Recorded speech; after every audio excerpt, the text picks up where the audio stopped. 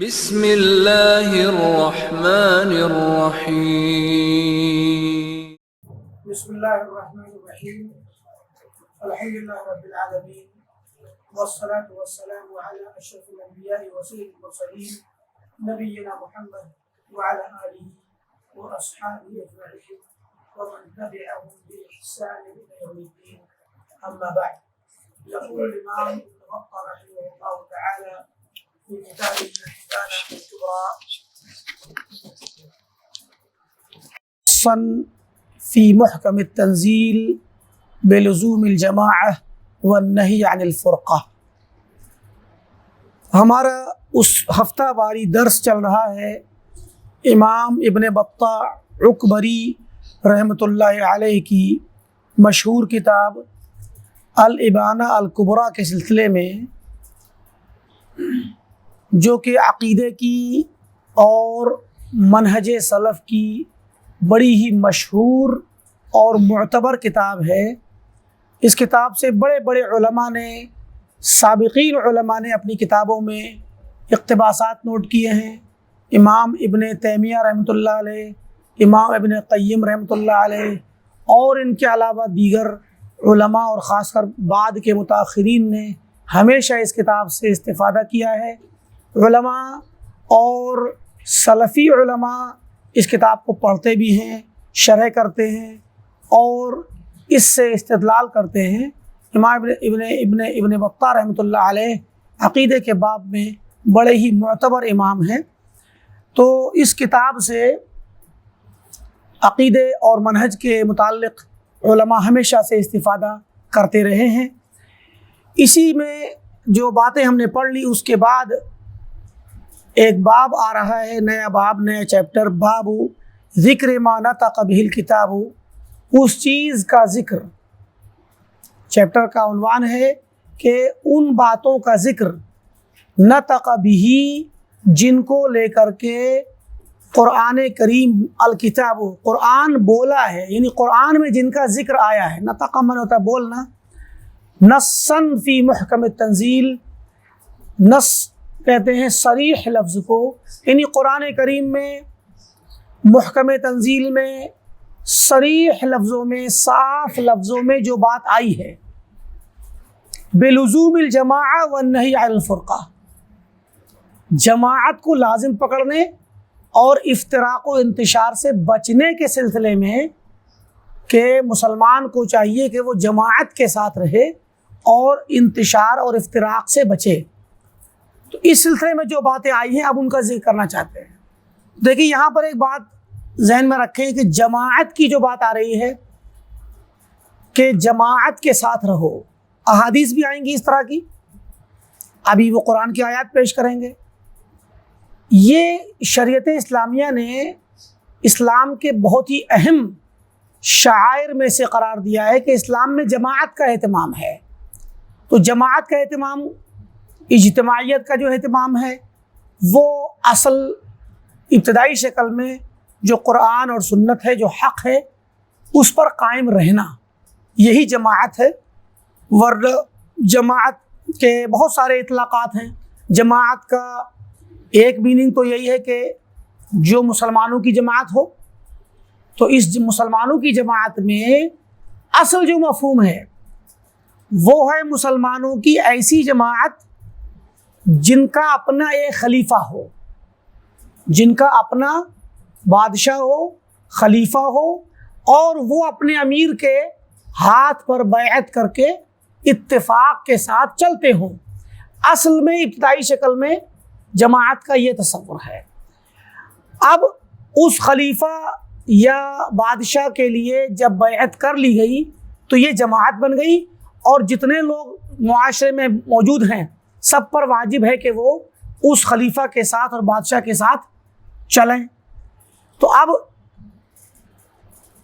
اس جماعت کا ابتدائی تصور یہی ہے، لیکن اس کے اندر ساتھ ساتھ یہ والے مفہوم بھی ہیں، جیسے کہ علماء نے ذکر کیے ہیں کہ ابتدائی جماعت صحابہ کی ہے. ظاہر ہے کہ اسلام کی پہلی جماعت صحابہ کی ہے، اور صحابہ نے نبی صلی اللہ علیہ وسلم کے ہاتھ پر بیعت کی، تو سب سے پہلی جماعت تو یہی ہوئی.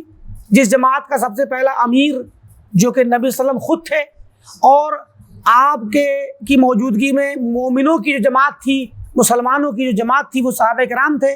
تو اب اس سے ما انا علیہ و اصحابی سے جماعت کا مفہوم طے کیا جائے گا کہ جماعت وہ لوگ ہیں جو اللہ کے نبی صلی اللہ علیہ وسلم اور صحابہ کے طریقے پر قائم رہیں.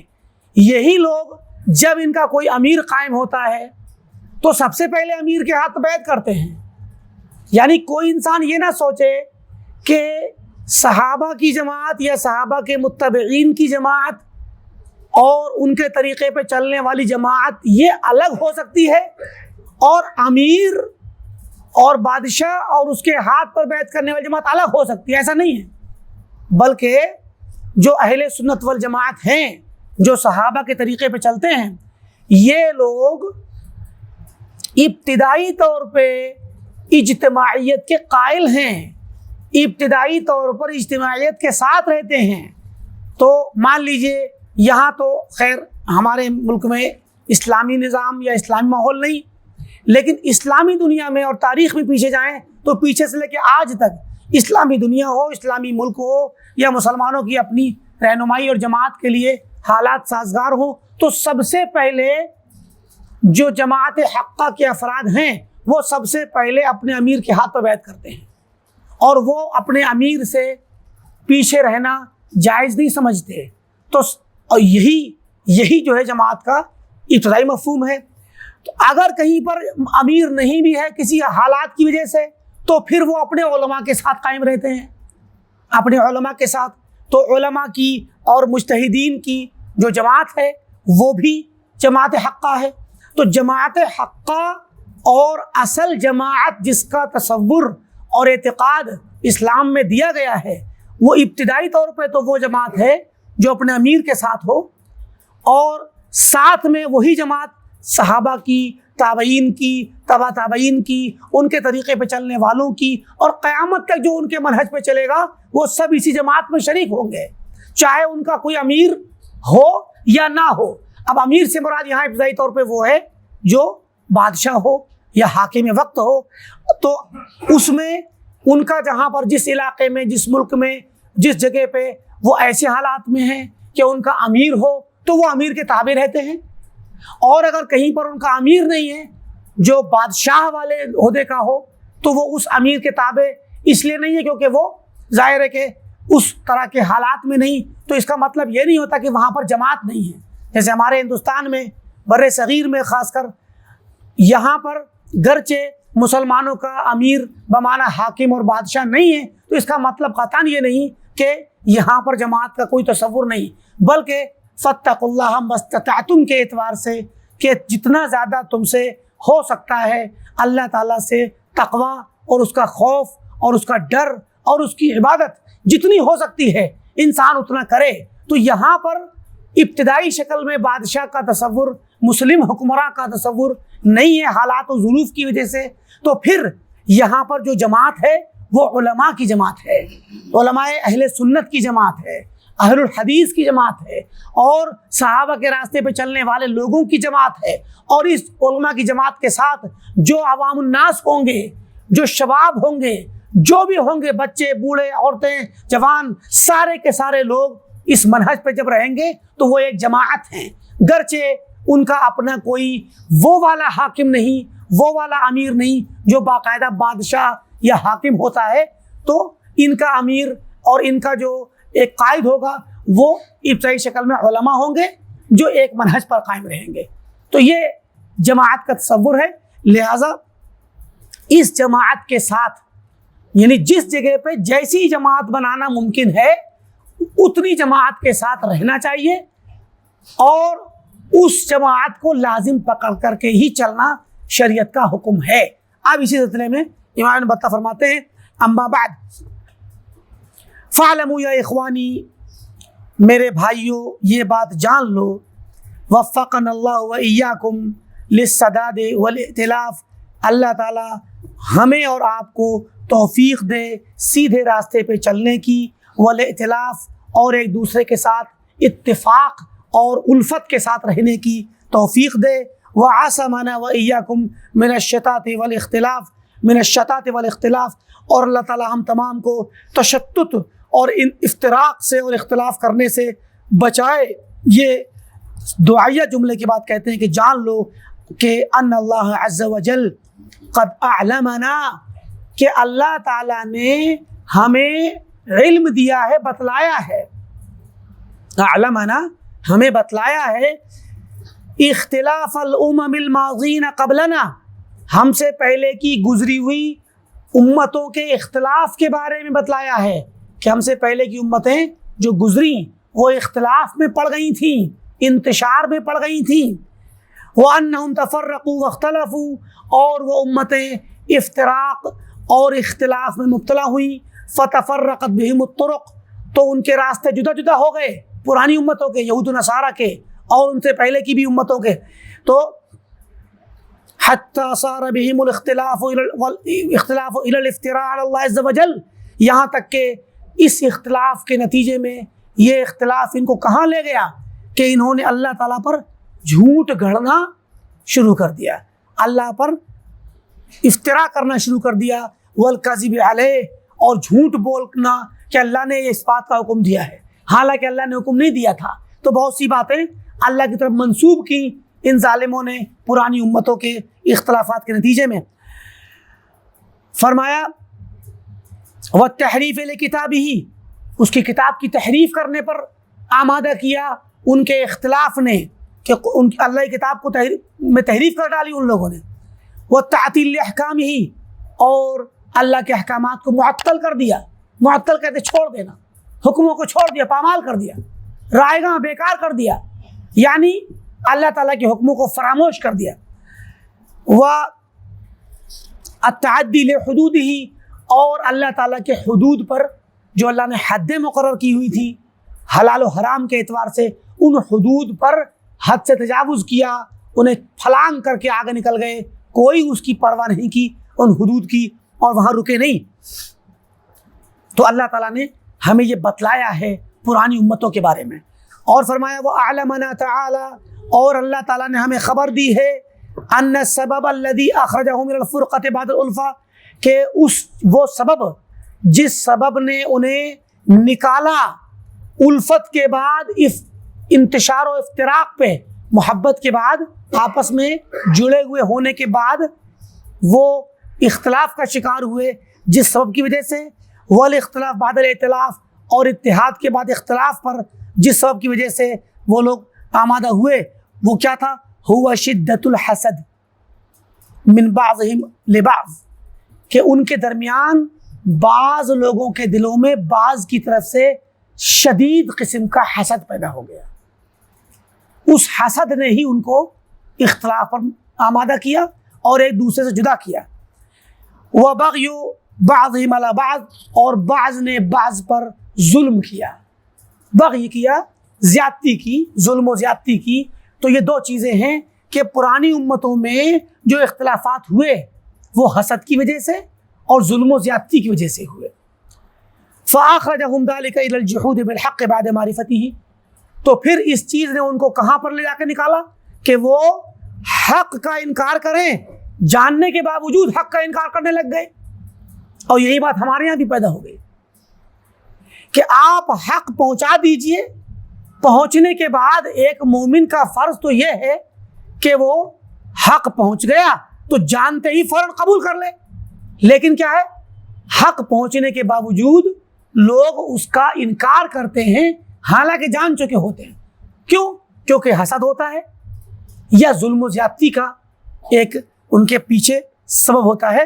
تو فرمایا وَرَدِّهِمْ الْبَيَانَ الْوَاضِحَ بَعْدَ صِحَّتِهِ، اور ان لوگوں نے صاف بیان اور کھلی ہوئی وضاحت آنے کے بعد انہوں نے کیا کیا، اس بیان کو رد کر دیا کہ اگر کوئی بات سمجھ میں نہیں آ رہی تھی، الجھن تھی، پیچیدگی تھی، التباس تھا، بات واضح نہیں تھی، تو کسی حد تک انسان کے لیے عذر تھا کہ بھئی وہ بات کو نہیں سمجھ پا رہا ہے اس لیے وہ اختلاف کر رہا ہے یا فلاں بات کو نہ مان کر کے الگ اپنی رائے قائم کیے ہوئے ہے، تو کسی حد تک اس کے لیے ایک عذر بن سکتا تھا۔ لیکن جب بیان واضح آ گیا، کھلا ہوا بیان آ گیا، تو اب اس کے لیے اختلاف کی کوئی گنجائش باقی نہیں رہتی ہے۔ وَكُلُّ ذَلِكَ وَجَمِيعُهُ قَدْ قَصَّهُ اللَّهُ عَزَّ وَجَلَّ عَلَيْنَا، ان تمام باتوں کی اللہ تعالیٰ نے ہمارے پاس قرآن کریم میں ہمارے سامنے اس کے قصے بیان کیے ہیں، واقعات بیان کیے ہیں۔ وَأَوْعَزَ فِيهِ إِلَيْنَا، اور ان واقعات میں ہمیں اللہ تعالیٰ نے ارشاد اور تعلیمات دی ہیں، اشارہ دیا ہے کہ ہمیں کیا کرنا چاہیے، مطلب ہمیں اس کے متعلق مستقل تعلیمات دی ہیں، ہمیں ڈرایا ہے ان سے۔ وَحَذَّرَنَا مِن مُوَاقَعَتِهِ، اور ان کے جیسے اختلاف میں پڑنے سے ہمیں ڈرایا ہے۔ جب ان کا واقعہ سنایا ہے تو ہمیں اشارہ دیا ہے کہ ہم عبرت پکڑیں اور ان کی طرح سے اختلاف نہ کریں۔ وَخَوَّفَنَا مِن مُلَابَسَتِهِ، اور اس میں پڑ جانے اور اس کو اوڑھ لینے، اس اختلاف کو اوڑھ لینے، یعنی اس میں گرفتار ہو جانے سے تخویف کر کے ڈرایا ہے، خوف دلایا ہے ہم کو۔ وَلَقَدْ، اب یہ یہاں پر ابن بطہ فرماتے ہیں کہ وَلَقَدْ رَأَيْنَا ذَلِكَ فِي كَثِيرٍ مِّنْ أَهْلِ عَصْرِنَا، ہم نے وہی چیز، یہی باتیں جو اللہ تعالیٰ نے پرانی امتوں کے بارے میں سنائی ہیں، پرانی امتوں کے بارے میں بتلائی قرآن کے اندر، ان کے اختلاف کا ذکر، آپس میں لڑنے کا ذکر، اور ان کے حسد کا ذکر، ان کے ظلم کا ذکر۔ فرماتے ہیں کہ اس میں سے یہ چیزیں ہم نے اپنے زمانے کے بہت سے لوگوں میں دیکھ لی۔ 305 سے لے کر کے 387 تک کے، یعنی 4 صدی کے زمانے میں یہ بات کر رہے ہیں کہ ہم نے اپنے زمانے میں اس طرح کی عادتیں، اس طرح کا مزاج اور اس طرح کا اختلاف اور اس طرح کے اسباب اختلاف جو اللہ نے پرانی قوموں کے متعلق بیان کیے تھے، ہم نے ان کو اپنے زمانے کے لوگوں میں، بہت سے لوگوں میں دیکھ لیا ہے۔ وَطَوَائِفَ مِمَّن يَدَّعِي أَنَّهُ مِنْ أَهْلِ مِلَّتِنَا، اور ایسی جماعتوں میں دیکھا ہے جو یہ دعویٰ کرتی ہیں کہ وہ ہماری ملت میں سے ہیں، ملت اسلام میں سے ہیں، یعنی جو اپنے آپ کو مسلمان ہونے کا دعویٰ کرتے ہیں، ان کے اندر بھی اختلاف کی وہی نوعیت اور وہی انداز ہم پاتے ہیں جو اللہ تعالیٰ نے پرانی قوموں کے لیے بیان کیا تھا۔ وَسَأَتْلُو عَلَيْكُم مِّن نَبَإِ مَا، یعنی یہ جو اللہ تعالیٰ نے ہمیں قد اعلمنا ہو، مولانا الکریم، ہمارے مولا کریم رب العالمین نے جو باتیں قرآن میں ہمیں ذکر کر کے بتلائی ہیں، ان میں سے میں انشاءاللہ آپ کے سامنے تلاوت کروں گا کچھ چیزوں کی، کہنا چاہتے ہیں بتا وما قد علمہ اخواننا من القرآن، اور وہ باتیں جنہیں ہمارے وہ بھائی جو قرآن پڑھتے ہیں، پڑھاتے ہیں، سیکھتے ہیں، تو وہ لوگ جن باتوں کو جانتے ہیں، وہ اہل العلم، اور اہل علم جن باتوں کو جانتے ہیں جو اللہ نے ذکر کی ہیں، وہ کتبۃ الحدیث و سنن، اور حدیثوں کو لکھنے والے اور سنتوں کی پیروی کرنے والے، سنتوں کو لکھنے والے محدثین اور اہل علم جن باتوں کو جانتے ہیں قرآن کریم کے حوالے سے، میں انشاءاللہ ان کی تلاوت کروں گا آپ کے سامنے۔ وما یکون فیہ انشاءاللہ بصیرہ لمن علمہ، اور ایسی چیزیں ذکر کروں گا جس میں انشاءاللہ بصیرت ہوگی اور علم ہوگا اور عبرت ہوگی ان لوگوں کے لیے جو ان کو جانیں گے۔ وَنَسِيَهُ، کہ جنہوں نے جانا اور بھول گئے تھے، جنہوں نے پہلے جانا اور بھول گئے تو وہ پھر سے سن کر کے میری کتاب کو پڑھ کر کے پھر سے یاد کر لیں گے اور نصیحت پکڑ لیں گے۔ وَلِمَنْ غَفَلَهُ وَجَهِلَهُ، اور وہ لوگ بھی جو ان باتوں سے آج تک غافل رہے ہیں یا جاہل رہے، جنہیں پتہ نہیں کہ اللہ تعالیٰ نے کیا بیان کیا اس سلسلے میں، تو وہ لوگ بھی انشاءاللہ اس سے بصیرت پکڑیں گے، عبرت لیں گے۔ وَيَمْتَحِنَ اللَّهُ بِهِ مَنْ خَالَفَهُ، اور اس کے ذریعے اللہ تعالیٰ آزمائش کرے گا ان لوگوں کی جو اس کی مخالفت کریں گے، اور جو اس کو نہیں پڑھیں گے ان کی آزمائش بھی کرے گا اللہ تعالیٰ۔ گویا ان کے لیے یہ سامان آزمائش ہوں گے، بلکہ فتنہ بھی ہوں گے ایسے لوگوں کے لیے۔ وَجَحَدَهُ بِأَلَّا يَجْحَدَهُ إِلَّا الْمُلْحِدُونَ، اور جس نے ان کی مخالفت کی یا ان کا انکار کیا تو ان کے لیے یہ آزمائش ہوں گے، اس اعتبار سے کہ اس کی مخالفت نہیں کرے گا مگر ملحد، یعنی ان باتوں کی مخالفت جو قرآن میں صریح طور پر پرانی امتوں کے متعلق باتیں آئی ہیں، ظاہر ہے ان کا انکار کون کرے گا؟ ملحد ہی کرے گا، کیونکہ ملحد کیا کہتا ہے؟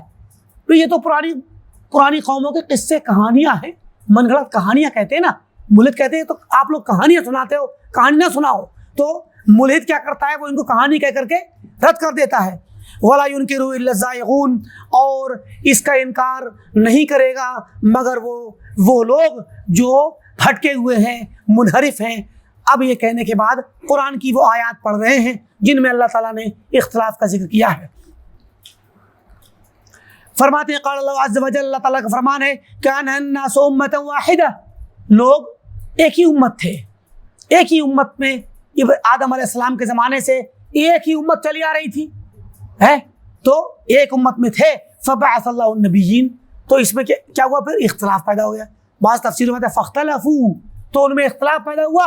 فبعث اللہ، تو پھر اللہ تعالیٰ نے بھیجا النبیین، نبیوں کو بھیجا. جب امت واحدہ میں اختلافات پیدا ہوئے اور انتشار پیدا ہوا تو اس کے بعد کیا ہوا؟ اللہ تعالیٰ نے نبیوں کو بھیجا، مبشرین و منذرین، کہ نبی آئے اللہ تعالیٰ کی حکموں کی پیروی کرنے والوں کو، اللہ کی بات ماننے والوں کو بشارت دیتے ہوئے، بشارت دینے والے بن کر کے، وہ منذرین، اور اللہ کے عذاب سے ڈرانے والے بن کر کے آئے نبی. وَأَنزَلَ مَعَهُمُ الْكِتَابَ الْحَقَّ، اور اللہ تعالیٰ نے نبیوں کے ساتھ کتاب نازل کی. ان نبیوں کو بھیجا تو کتاب بھی نازل کی. لِيَحْكُمَ بَيْنَ النَّاسِ فِيمَا اخْتَلَفُوا فِيهِ، تاکہ وہ کتاب فیصلہ کرے لوگوں کے درمیان ان مسائل میں جن میں ان لوگوں نے اختلاف کیا تھا. وَمَا اخْتَلَفَ فِيهِ إِلَّا الَّذِينَ أُوتُوهُ مِن بَعْدِ مَا جَاءَتْهُمُ الْبَيِّنَاتُ بَغْيًا بَيْنَهُمْ، اور ان چیزوں میں اور کتاب کے مسائل میں جب کتاب نازل ہوئی اس میں بھی اختلاف کیا لوگوں نے. تو اس میں اختلاف نہیں کیا، یا جو بھی اختلافات لوگوں نے کیے تھے وہ اختلافات نہیں کیے مگر ان لوگوں نے جنہیں وہ کتاب دے دی گئی، یعنی کتاب دیے جانے کے بعد اختلاف کیا. جبکہ کتاب کے بعد اختلاف نہیں ہونا چاہیے تھا، کیونکہ کتاب تو آئی تھی فیصلہ کرنے کے لیے، اس کے باوجود اختلاف کیا. من بعد ما جاءتهم البینات، بعد اس کے کہ ان کے پاس صاف صاف بینات، کھلی ہوئی نشانیاں آ گئیں، آیات آ گئیں اللہ کی، اس کے باوجود انہوں نے اختلاف کیا. کیا وجہ تھی؟ بغین بینہم، آپس میں ظلم، زیادتی، حسد ہے، ظلم اور عدوان، ایک دوسرے پہ زیادتی کرنا. تو یہ جو زیادتی ہوتی ہے، ظلم، یہ شہوت اور ہوائے نفس کی بنا پہ ہوتی ہے. گویا کتاب کو پڑھنے میں سمجھ کا اختلاف نہیں تھا، کتاب کو سمجھ پڑھ کر کے یہ غلط فہمی کا اور ابتدائی طور پر کسی التباس یا کسی پیچیدگی کا اور کوئی بات غیر واضح ہونے والا سبب نہیں تھا کہ یہ بات واضح نہیں تھی اس لیے اختلاف ہو گیا. اللہ نے اپنی کتابیں بہت صاف صاف اتاری ہیں، ساری کتابیں، اور قرآن کریم بھی بہت صاف صاف اتارا ہے. جو اللہ تعالیٰ تعلیم دینا چاہتا ہے اس تعلیم کے متعلق قرآن صاف ستھرا ہے. اس کے باوجود لوگوں میں اختلاف ہوا. وجہ کیا تھی؟ لوگوں کے دلوں کے اندر یہ شہوت اور ہوائے نفس کی پیروی میں، اور اس کی وجہ سے عدوان، بغی، زیادتی، ظلم، ستم، ایک دوسرے پر زیادتی کرتے ہوئے اختلاف کیا. پھر کیا ہوا؟ فہد اللہ الذین آمنوا، تو اللہ تعالیٰ نے ہدایت بخشی ان لوگوں کو جو ایمان لائے، لما اختلفوا فیہ من الحق بإذنہ، اس حق کی طرف دعوت دی جس میں یہ لوگ اختلاف کر بیٹھے تھے. حق کو جاننے میں، حق کو پہچاننے میں، حق پر عمل کرنے میں اختلاف کر بیٹھے تھے، اسی حق کی طرف اللہ نے ہدایت دی بإذنہ، ہی اپنی اذن سے، اپنی اجازت سے اور اپنی توفیق سے. واللہ یہدی من یشاء الی صراط مستقیم، اللہ تعالیٰ جس کو چاہتا ہے ہدایت دیتا ہے صراط مستقیم کی طرف. تو یہ اس آیت کے اندر بھی اللہ تعالیٰ نے پرانی قوموں کا ذکر کیا اور پرانی قوموں کے اختلاف کی وجہ بتلائی، حالانکہ نبیوں نے آ کر کے ان کو ہدایت بخشی، ہدایت کے اور رہنمائی کے کام کیے، اور اللہ نے ان کو ہدایت پر رہنے کے لیے کتاب نازل کی. کتاب آنے کے بعد اور بینات آنے کے بعد وجہ کیا ہوئی؟ بغین بینہم، آپس میں ایک دوسرے پر زیادتی اور ظلم، اپنے شخصی مقاصد کی خاطر، اور وہ شخصی مقاصد کچھ بھی ہو سکتے ہیں. آگے فرمایا تلک الرسل فضلنا بعضهم علی بعض، یہ وہ رسول ہیں جن میں سے بعض کو بعض پر اللہ نے فضیلت دی. منہم من کلم اللہ، کچھ رسول ایسے جن سے اللہ نے بات کی. ورفع بعضهم درجات، اور بعض کو درجات بلند کر کے اونچا مقام عطا کیا۔ پھر فرمایا وآتینا عیسی ابن مریم البینات وایدناہ بروح القدس، اور ہم نے عیسی بن مریم کو بینات عطا کی، صاف کھلی ہوئی نشانی عطا کی، وایدناہ بروح القدس، اور ہم نے عیسیٰ علیہ السلام کی تائید کی روح القدس کے ذریعے۔ روح القدس کون ہے؟ جبریل امین۔ جبریل امین کے ذریعے ہم نے ان کی تائید کی، جو ان کے ساتھ آتے تھے، مدد کرتے تھے، تائید کرتے تھے ان کی۔ وَلَوْ شَاءَ اللَّهُ مَا اقْتَتَلَ الَّذِينَ مِن بَعْدِهِمْ، اور اگر اللہ تعالیٰ چاہتا تو ان کے بعد کے جو لوگ آپس میں اقتتال کرنے لگے، قتال کرنے لگے، جنگ و جدال کرنے لگ گئے، وہ نہ قتال نہ کرتے، لڑائیاں نہ کرتے، اختلافات نہ کرتے۔ من بعد ما جاءتهم البینات، بعد اس کے کہ ان کے پاس بینات اور دلیلیں آ گئیں، پھر بھی آپس میں اقتتال کیا، جنگیں کی، قتال کیا، ایک دوسرے کو قتل کیا اور لڑائی جھگڑے کیے، اختلافات کیے، حالانکہ بینات آ گئی تھیں۔ ولیکن اختلفوا، لیکن ان لوگوں نے اختلاف کیا۔ فمنہم من آمن ومنہم من کفر، اور ایسے اختلاف کرنے والوں میں سے بعد میں جب دوسرے نبی آئے اور عیسیٰ مسیح آئے ان کے پاس، تو ان میں سے کچھ لوگ ایمان لے آئے اور کچھ لوگوں نے کفر کیا۔ وَلَوْ شَاءَ اللَّهُ مَا اقْتَتَلُوا، تو اللہ اگر چاہتا تو وہ قتال نہ کرتے، اللہ تعالیٰ چاہتا تو وہ قتال نہ کرتے، آپس میں لڑائی اور جنگ اور اختلاف نہ کرتے۔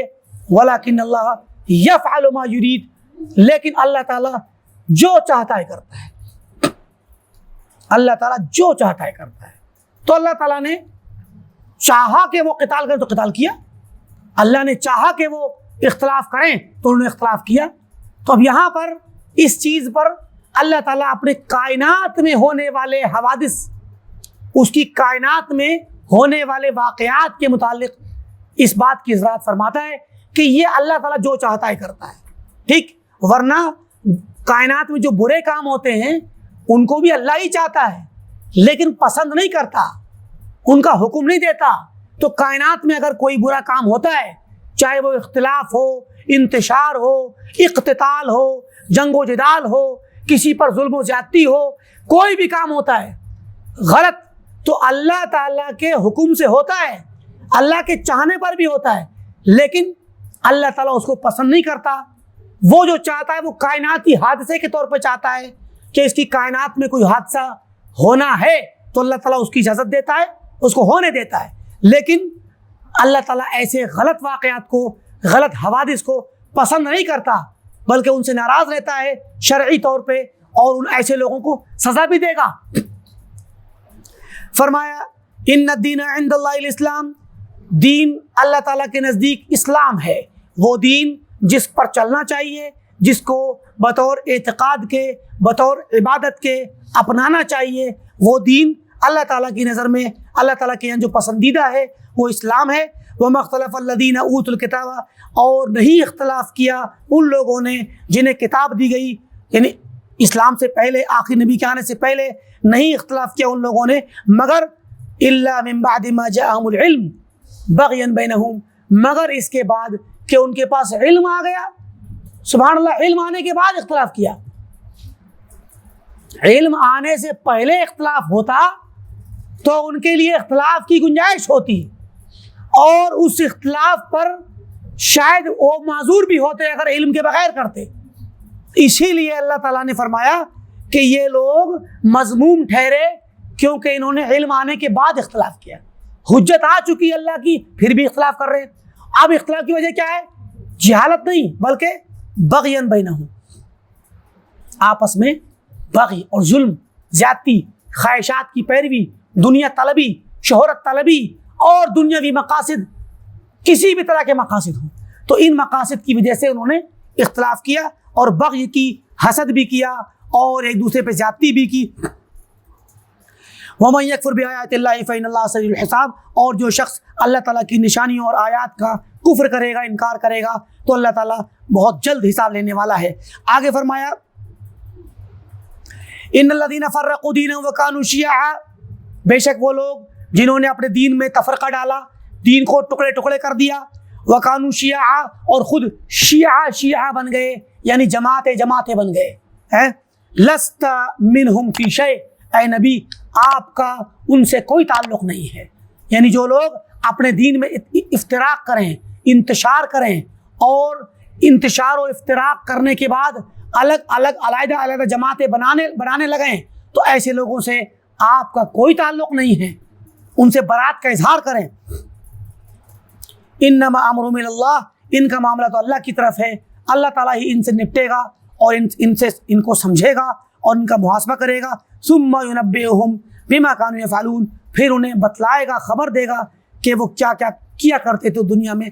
اللہ نے مزید فرمایا وَلَقَدْ بَوَّأْنَا بَنِي إِسْرَائِيلَ مُبَوَّأَ صِدْقٍ وَرَزَقْنَاهُم مِّنَ الطَّيِّبَاتِ، ہم نے بنی اسرائیل کو بڑی اچھی منزل اور بڑا اچھا مقام عطا کیا، بہت اچھی جگہ ٹھہرایا۔ وَرَزَقْنَاهُم مِّنَ الطَّيِّبَاتِ، اور ہم نے انہیں اچھی طیبات میں سے رزق دیا، اچھی چیزیں کھانے کی، پاکیزہ چیزیں عطا کی۔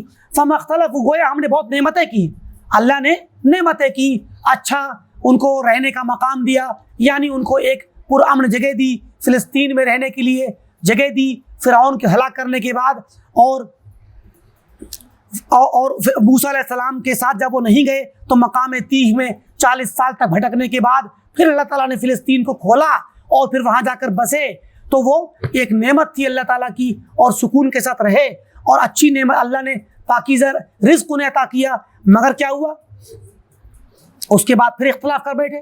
فَمَا اخْتَلَفُوا حَتَّى جَاءَهُمُ الْعِلْمُ، تو اور ایسے ہی فلسطین سے پہلے بھی اللہ تعالیٰ نے یوسف علیہ السلام کے ذریعے فلسطین سے بلا کر کے مصر میں ٹھہرایا، یہ بھی اللہ کی ایک نعمت ہے۔ وہاں پر ایک اچھا مقام ملا یوسف علیہ السلام کی موجودگی میں، ان کی حکومت یا ان کے بڑے عہدے پر ہونے کی وجہ سے، اور ان کی وجہ سے ان کو اچھا ایک رہنے کے لیے وطن ملا، جبکہ اس سے پہلے وہ فلسطین میں تھے یعقوب علیہ السلام کے ساتھ، تو پھر وہاں پر وہ قحط کا شکار ہو گئے تھے اور بہت زیادہ حالات وہاں خراب ہو گئے تھے۔ تو پھر جب مصر بلایا تو مصر میں بہت سکون سے رہے، ہر طرح کی آسائش میں رہے، یہ بھی اس نعمت اللہ تعالیٰ کی ہے۔ اور اس کے بعد جب موسیٰ علیہ السلام کے ساتھ فرعون کے ساتھ کے نجات ملی تو اس کے بعد بھی اللہ تعالیٰ نے ان کو اچھی نعمت سے نوازا۔ تو اللہ تعالیٰ نے ان کو بنی اسرائیل کو بڑا اچھا مقام رہنے کا وطن عطا کیا اور انہیں اچھی طیبات میں سے رزق عطا کیا۔ فَمَا اخْتَلَفُوا، پھر انہوں نے اختلاف کیا، نہیں اختلاف کیا مگر حَتَّى جَاءَهُمُ الْعِلْمُ، یہاں تک کہ ان کے پاس فَمَا اخْتَلَفُوا، انہوں نے کوئی اختلاف نہیں کیا، یعنی چلتے رہے، صحیح تھے۔ حَتَّى جَاءَهُمُ الْعِلْمُ، جب علم آیا تو اختلاف کر بیٹھے۔ ان ربک یقضی بینہم یوم القیامہ، تمہارا رب بے شک ان کے درمیان فیصلہ کرے گا قیامت کے دن، فیما کانوا فیہ یختلفون، ان مسائل میں جن میں وہ اختلاف کرتے تھے۔ اور فرمایا وما تفرقوا الا من بعد ما جاءهم العلم بغیا بینہم، ان لوگوں نے افتراق نہیں کیا اور فرقہ فرقہ بن کر کے جدا جدا نہیں ہوئے مگر بعد اس کے کہ ان کے پاس علم آ گیا، آپس میں ایک دوسرے پر بغی اور زیادتی کرتے ہوئے۔ ولولا کلمۃ سبقت من ربک الی اجل مسمى، تو اگر تمہارے رب کا ایک کلمہ اور اس کی بات جو اس نے لکھ رکھی ہے، کہہ رکھی ہے کہ پہلے سے مقرر کر دیا ہے دن، اگر وہ عذاب کا دن مقرر نہ کیا ہوتا تو ان پر آج فیصلہ کر دیا گیا ہوتا۔ تو گویا یہ اللہ تعالیٰ کا ایک عدل ہے کہ اس نے اگر پہلے سے کوئی دن مقرر کر دیا ہے تو وہ اس سے پہلے عذاب نہیں دیتا ہے۔ وَإِنَّ الَّذِينَ أُورِثُوا الْكِتَابَ مِن بَعْدِهِ، اور وہ لوگ جو من بعدہم، ان کے بعد جنہیں کتاب ملی، وہ لوگ اس کے متعلق شک میں مبتلا ہیں، یعنی بعد کے اہل کتاب جو آج قرآن کریم کے آنے کے بعد شک میں مبتلا ہیں، قرآن جو ان کو مل گیا، اور ان کے اور ایک یہ اس میں کفار و مشرکین بھی ہیں کہ ان کے بعد ان مشرکین کے شہر میں، مکہ میں اور مدینہ کے ارد گرد جتنے لوگ ہیں، ان کے لیے جو کتاب دی گئی تو اس کتاب سے یہ لوگ شک میں مبتلا ہیں۔ اور ایسے ہی وہ یہودی اور نصرانی کہ ان کو جب بعد میں ایک اور کتاب آئی قرآن تو وہ اس پر بھی شک کرتے ہیں، تو یہ لوگ اس کے سلسلے میں شک میں مبتلا ہیں۔ اور فرمایا وما تفرق الذین اوتوا الکتاب الا من بعد ما جاءتهم البینہ، وہ لوگ جنہیں کتاب دی گئی انہوں نے اختلاف نہیں کیا، تفرقہ نہیں کیا مگر اس کے بعد کہ ان کے پاس بینہ آ گئی، یعنی واضح دلیل آ گئی اور اللہ تعالیٰ کی نشانی آ گئی۔ وما امروا الا لیعبدوا اللہ مخلصین لہ الدین حنفاء، حالانکہ ان کو حکم نہیں دیا گیا تھا مگر یہ کہ وہ اللہ تعالیٰ کی تنہا عبادت کریں اخلاص کے ساتھ، اسی کی حنفاء تمام غیر اللہ کے راستوں سے ہٹ کر اور توحید پر جمتے ہوئے، شرک سے بچتے ہوئے تنہا اللہ رب العالمین کی اخلاص کے ساتھ عبادت کریں، اسی بات کا ان کو حکم دیا گیا تھا۔ وَيُقِيمُ الصَّلَاةَ اور صلاۃ قائم کریں، وَيُؤْتُوا الزَّكَاةَ اور زکوٰۃ ادا کریں، وَذَلِكَ دِينُ الْقَيِّمَةِ یہی سیدھا راستہ ہے، صراط مستقیم ہے اور سیدھا دین ہے اور استقامت کا دین ہے۔ تو یہ ان کو حکم دیا گیا تھا۔ آپ دیکھیں یہ قرآن کی مختلف جگہوں سے امام ابن بطہ رحمۃ اللہ علیہ نے کئی آیتوں کو اکٹھا کر کے ہمارے سامنے پیش کیا، اور ان کے بعد فرماتے ہیں قال شیخ فرماتے ہیں اخوانی میرے بھائیوں، یعنی میرے پیارے بھائیوں، فہذا نبأ قوم یہ ان لوگوں کی خبر ہے، اس قوم کی خبر ہے، فضلہم اللہ جس قوم کو اللہ نے فضیلت بخشی تھی، اپنے زمانے میں افضل قوم قرار دیا تھا، وعلمہم وبصرہم ورفعہم کہ اللہ نے ان کو علم عطا کیا تھا، انہیں بصیرت عطا کی تھی اور انہیں اعلیٰ مقام عطا کیا تھا، ومنع ذلک آخرین اور دوسرے لوگوں سے اس چیز کو منع کر دیا تھا، مطلب دوسروں کو، دوسری قوموں کو ان کے زمانے میں جو دوسری قومیں تھیں انہیں نہیں دیا تھا۔ تو اللہ تعالیٰ نے اس قوم کے متعلق ہمیں خبر دی، کس بات کی؟ اصرارہم علی البغی، کہ اس قوم کو جسے اللہ نے فضیلت بخشی تھی، علم دیا تھا بنی اسرائیل کو، اہل کتاب کو، یہ لوگ بغی پر، ظلم و زیادتی پر اصرار کرنے لگے۔ ان کے اس ظلم و زیادتی پر قائم رہنے اور اصرار کرنے، ظلم و زیادتی کی راہ میں چلتے رہنے اور اسی پر جمے رہنے کا اللہ نے ہمیں یہاں پر واقعہ بتلایا۔ والحسد لہم الی مخالفتہم وعداوتہم ومحاربتہم کہ وہ لوگ آپس میں ایک دوسرے پر زیادتی کرتے اور حسد کرتے، یہاں تک کہ اس چیز نے انہیں کہاں پر لے کے پہنچایا؟ الی مخالفتہم، ایک دوسرے سے مخالفت کرنے لگ گئے، ایک دوسرے سے دشمنی کرنے لگ گئے، ومحاربتہم ایک دوسرے سے جنگ کرنے لگ گئے آپس میں۔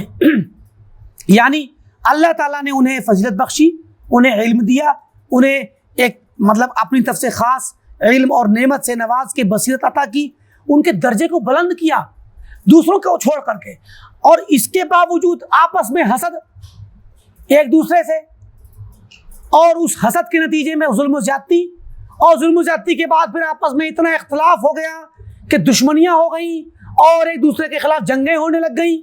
ان کا ذکر اللہ تعالیٰ نے قرآن کریم میں کیا ہے۔ فَاسْتَنْكَفُوا أَنْ يَكُونُوا لِلْحَقِّ تَابِعِينَ تو یہ لوگ پیچھے رہ گئے اور ہٹ گئے اور رک گئے، اعراض کیا ان لوگوں نے اس بات سے کہ وہ اہل حق کی اطاعت کرتے، تابعداری کرتے، وہ بھی اہل علم مقتدین اور اہل علم کی اقتداء کرتے۔ تو گویا نہ تو حق کی تابعداری کی، نہ علم والوں کی، علماء کی انہوں نے پیروی کی، تو کیا ہوا؟ آپس میں اختلافات کرنے کے نتیجے میں، جنگوں میں پڑنے کے نتیجے میں کیا بن گئے؟ بعد میں آنے والی امتوں کے لیے عبرت بنے، اور فَصَارُوا أَئِمَّةً مُضِلِّينَ یہ لوگ گمراہ کرنے والے امام بن گئے۔ گویا دنیا کے لیے یہ عبرت بھی بنے اور گمراہ کرنے والوں کے یہ خود بھی امام بن گئے۔ وَرُؤَسَاءَ فِي الْإِلْحَادِ مَتْبُوعِينَ اور الحاد کے راستے میں یہ بڑے بڑے سردار بن گئے، جن کے تابع دار اور فالوورز بعد میں آئے، ان کے زمانے میں بھی اور ان کے بعد کے لوگوں کو بھی ان کی سرشت پہ چلنے، ان کے نمونے پہ چلنے کی ایک بہانہ ملا اور ایک نمونہ ملا۔ رجوعاً عن الحق یہ حق سے راجے مطلب پلٹ گئے، حق سے دور پلٹ گئے، تو حق سے پلٹ جانے میں، وہ طلب الریاسہ اور ریاست و سرداری کے طلب کرنے میں، وحب للاتباع یا اتباع اور اپنی پیروی کی محبت میں کہ لوگ ہمارے فالوور بنیں، یہ وہ چیز ہے کہ جو انسان کو تباہ کر دیتی ہے۔ انسان اگر ریاست کو پسند کرنے لگ جائے کہ مجھے ریاست مل جائے، سرداری مل جائے، صدارت مل جائے، امامت مل جائے، عہدہ مل جائے، تو جب یہ اس کے دل میں محبت پیدا ہو جائے گی تو کیا کرے گا؟ وہ گمراہ ہوگا اور گمراہی کرے گا، لوگوں کو لے کے جائے گا، بھٹکائے گا لوگوں کو، اور اس بات کی محبت دل میں پیدا ہو جائے کہ اس کے پیروکار بڑھ جائیں، اس کی اتباع کی جائے، اس کو خود اچھا لگے امام اور اعتقاد، اور اس بات کا اعتقاد بھی رکھنے لگ جائے کہ میرے بارے میں لوگ اعتقاد رکھیں اور میری پیروی کریں، تو اس وجہ سے کیا ہوگا کہ پھر وہ امام بن جائے گا گمراہی کا۔ امام ابن تیمیہ رحمۃ اللہ علیہ نے اپنی کتاب رفع الملام عن الائمۃ الاعلام میں عبداللہ بن عباس رضی اللہ تعالیٰ عنہما کا ایک قول نقل کیا ہے، بڑا پیارا قول ہے۔ کہتے ہیں کہ ویل للعالم من الاتباع، ویل للعالم من الاتباع، کوئی بھی عالم ہو اس عالم کی تباہی ہے اس کے فالوورز کی طرف سے۔ یعنی اگر کسی عالم کے ساتھ اس کے پیچھے چلنے والے، اس کی بات کو ماننے والے، اور آج کے زمانے میں فالوور کا میننگ بڑا اچھا سمجھ میں آتا ہے، پرانے وقتوں میں تو انتا سمجھ میں نہیں آتا تھا، لیکن آج کل پرانے وقتوں میں آتا تھا کہ عالم کسی شہر میں گیا تو لوگ آتے تھے یا اس کے درس میں پہنچ جاتے تھے، اس کی مسجد میں جہاں وہ ٹھہرتا تھا، لیکن آج کل اب جب وہ وہاں سے نکلا تو پھر بیچارے اپنے گھر میں، جب کبھی آئے گا تو بات اس کی سنیں گے، اکٹھے ہوں گے۔ لیکن آج کے زمانے میں فالوئنگ کا سسٹم بہت زیادہ ایڈوانس ہو گیا ہے۔ آدمی دنیا کسی بھی کونے میں رہے، دوسرے لوگ جو اس سے محبت کرتے ہیں، اس کی بات کو پسند کرتے ہیں، اس کی تقریر کو یا اس کے علم کو، کسی بھی چیز کو پسند کرتے ہیں تو اس کو فالو کر لیتے ہیں۔ تو ہر وقت آج کے وقت میں اس سے جڑے ہوئے ہیں۔ تو میڈیا کے ذریعے سے جو لوگ ایک دوسرے کو فالو کرتے ہیں، اس سے اس اثر کا معنی زیادہ سمجھ میں آتا ہے۔ آج کے زمانے میں فالوورز کی تعداد زیادہ ہونا اور اس پر وہ توقع رکھنا اور اس کے ذریعے مظاہرہ کرنا کہ میرے اتنے فالوورز ہیں، مجھے اتنے لوگ سنتے ہیں، میری تقریر میں اتنے لوگ حاضر ہوتے ہیں، تو اس طریقے سے یہ جو جملہ ہے، یہ جملہ عالم کے لیے، خاص کر عالم کی بات ہوئی کہ عالم کے لیے یا ایسے شخص کے لیے جو دین کی دعوت کا کام کرتا ہے اور اللہ کے راستے میں ہے، تو اس بندے کے لیے اس کی بربادی یا تباہی کے لیے بہت خطرناک آزمائش ہیں یہ فالوورز۔ ویل ہے عالم کے لیے اتباع کی طرف سے۔ ہوتا کیا ہے، جب کسی کے فالوور زیادہ ہوتے ہیں اور اس کی شعبیت بڑھتی ہے، اس کا دائرہ وسیع ہوتا ہے، تو اگر وہ شخص غلط بات کہے گیا تو جلدی رجوع نہیں کرتا۔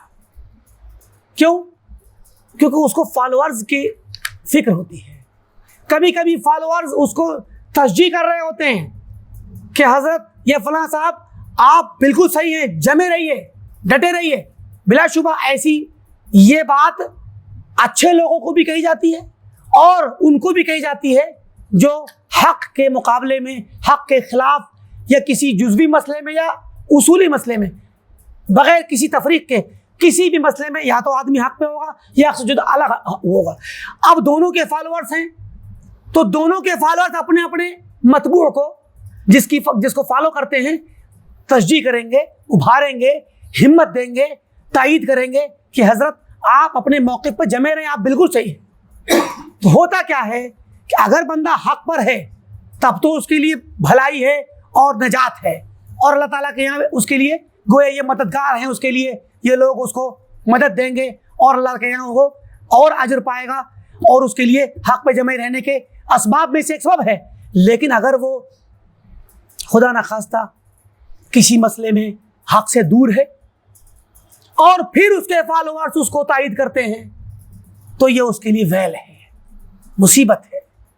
تو یہ بہت اہم قول ہے، اور یہی بات انہوں نے کہی ابن بطہ رحمۃ اللہ علیہ نے کہ یہ لوگ جو اہل کتاب تھے، انہوں نے جب اختلاف کیا تو یہ اختلاف کے نتیجے میں آگے کے وقت میں بعد کے لوگوں کے لیے امام ضلالت بن گئے، ائمہ ضلالت اور گمراہی کے امام بن گئے، کیونکہ انہوں نے حق سے دوری اختیار کی اس سلسلے میں بھی، اور ریاست طلب کی اس سلسلے میں بھی امام بنے، اور اتباع اور اعتقاد رکھنے والے معتقدین کی بھی ان کے دلوں میں محبت پیدا ہوئی تو اس کے بھی یہ امام بن گئے۔ اس وجہ سے بھی لوگ اختلاف کرتے ہیں. تو یا اختلاف کی وجہ بھی انہی نے دی, اختلاف کی شکل بھی انہی نے دی, اختلاف کر کے بھی انہی نے دکھلایا, اور بعد کے لوگوں کے لیے امام بن گئے. تو یہ بہت بڑی محرومی ہے. فرماتے ہیں بڑی پیاری بات آ رہی ہے کہ وَالنَّاسُ فِي زَمَانِنَا هَذَا, آج کے دور میں ہمارے زمانے میں لوگ کیسے ہیں؟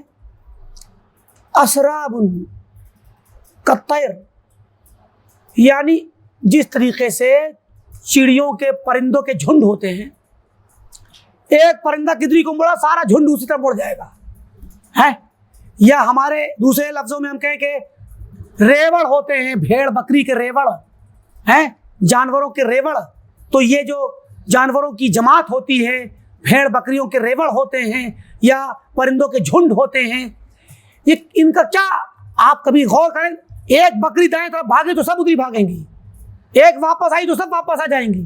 ایسے ہی پرندے بھی ایک جھنڈ میں جب زیادہ سے سینکڑوں پرندے ایک ساتھ اڑتے ہیں جب آسمان میں, تو کوئی نہ کوئی ایک آدھ قیادت کر رہا ہوتا ہے, یا نہیں بھی کرتا تو جو پرندہ پہلے آگے نکل گیا بس سب اسی پہ دوڑ لیں گے پیچھے پیچھے. آج کل ہمارے یہاں دہلی میں بھی ماشاءاللہ کبوتروں کے جھنڈوں میں یہ بات محسوس ہوتی ہے, جو لوگ کبوتر بازی کرتے ہیں کہ ایک کبوتر کہیں گیا پورا کا پورا جھنڈ ادھر پیچھے بھاگ لے گا. تو کیا ہوتا ہے, فرمایا آج کے زمانے میں, ہمارے زمانے میں, امام بطہ کے زمانے میں کہا کہ لوگ پرندوں کے جھنڈ کی طرح ہیں. یتبع بعضهم بعضا, بعض ان میں سے بعض جو ہیں بعض کے پیچھے چلتے رہتے ہیں, اتباع کرتے ہیں. لو ظہر لهم من يدعي النبوة, اب دیکھیے کتنی کس حد تک لوگوں میں جہالت ہے, لوگوں میں کتنی زیادہ خرابی اور انحراف ہے اور دین سے دوری اور ناسمجھی ہے کہ کہتے ہیں اگر ان کے درمیان کوئی ایسا شخص ظاہر ہو جائے جو دعویٰ کرے نبوت کا, جو نبوت کا دعویٰ کرے, مع علمہم, حالانکہ یہ جانتے ہیں, یہ عوام, یہ لوگ یہ جانتے ہیں, بأن رسول اللہ صلی اللہ علیہ وسلم خاتم الانبیاء, کہ ہمارے نبی صلی اللہ علیہ وسلم جو محمد عربی صلی اللہ علیہ وسلم ہیں, آپ خاتم الانبیاء ہیں, نبیوں کے آخری نبی ہیں آپ کا نبی نہیں آنا. یہ جاننے کے باوجود اگر ان کے درمیان کوئی شخص کھڑا ہو کر کے نبوت کا دعویٰ کر دے, او من یدعی الربوبیہ, نبوت سے بھی بڑھ کے اگر کوئی رب ہونے کا دعویٰ کر دے, یعنی یہ تو بہت بڑی بات ہو گئی نا. تو کیا ہوگا, اتنی بری حالت ہے کہ لوجد علی ذلک اتباعا واشیاعا, تو وہ اپنے اس دعوے پر اپنے پیروکار پا جائے گا, اپنی جماعت بنا لے جائے گا.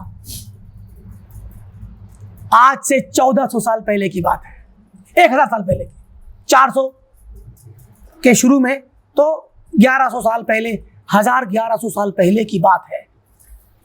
ہم تو سمجھتے ہیں آپس میں عموماً کہ ہم لوگوں کے بچپن کے میں یا جب ہم بڑے ہو کے آئے تو اس وقت کے لوگ اچھے تھے, اب خراب ہو گئے, ہے کہ نہیں؟ ہر کسی کو ایسے لگتا ہے, کیونکہ حدیث میں آتا ہے کہ ہر آنے والا زمانہ بعد والے زمانے سے برا ہوگا. لیکن آپ دیکھیں یہی شکل آج ہمارے دور میں پوری دکھ رہی ہے. ایک صاحب ہیں جنہوں نے مہدی ہونے کا دعویٰ کر رکھا ہے, کچھ نہیں آتا جاتا ہے, جھوٹے من گھڑت سارے قصے کہانیاں, من گھڑت سارے دعوے, اور لوگ پھر بھی مان رہے ہیں. تو کوئی بھی شخص آ جائے, کوئی نبوت کا دعویٰ کرے, مان لیں گے, سمجھے کہ نہیں؟ 1924 کے آس پاس میں یا 1924 سے 1934-36 کے دور میں امریکہ میں ایک شخص آیا اور اس نے محمد فراد کہتے ہیں اس کو, محمد فراد. تو وہ شخص آیا اور اس نے ابتدا میں تو تبلیغ کی, اور تبلیغ کرتے کرتے کرتے آخرکار اس نے اپنے لیے ربوبیت کا دعویٰ کیا کہ میں رب ہوں, اور بلیک امریکنز جو تھے ان میں دعوت کا کام کیا. وہ بلیک امریکنز نے اس کی پیروی کی. اچھا, یہ بلیک امریکنز کون تھے؟ یہ وہ تھے جو امریکہ کے بننے کے وقت میں شروع ہی میں جنہیں انگریز افریقہ سے پکڑ کے لے جاتے تھے غلام بنا کر کے. تو یہ نہیں پتا کہ وہ نئے ملک کو فتح کر کے جو تعمیر کرنا چاہتے ہیں، امریکہ کو جب انہوں نے تلاشا اور وہاں جا کر کے آباد کاری شروع کی تو غلاموں کو لے جا کر کام کراتے تھے.